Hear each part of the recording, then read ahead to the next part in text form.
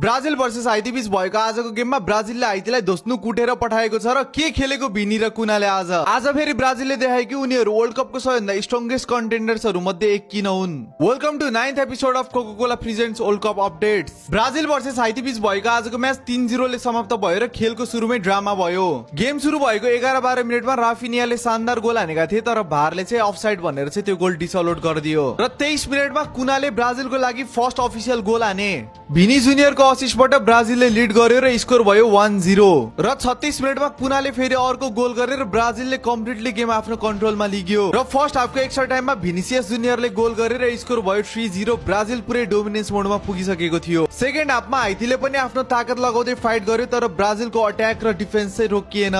राफिनियाको disallowed गोलदेखि कुनाको ब्रेस र भिनीको finish हाइती विरुद्धको यो गेम चाहिँ ब्राजिलको अट्याकिङ पावरको चाहिँ इक्जाम्पल बन्यो र आजको गेममा सबै ब्राजिलको फ्यान्सहरू खुसी थिए तर सबै फ्यान्सहरूले ब्राजिलको एउटा प्लेयरलाई मिस गरिरहेका थिए, Neymar junior the prince of Brazil. र बाँकी आजको गेमलाई लिएर ब्राजिलले 3 गोल हान्छ भनेर मैले हिजोकै भिडियोमा प्रेडिक्ट गरेको थिएँ। इफ तपाईहरुलाई थाहा छैन भने गएर चेकआउट गर्नु होला र तपाईहरुको आजको गेमलाई लिएर के कस्तो ओपिनियन छ कमेन्ट सेक्सनमा भन्नु होला र बाँकी अपडेटहरुको लागि हामीलाई फलो गर्न नभुल्नु होला है त। There is no better feeling than all of them. Feel it all with Coca-Cola.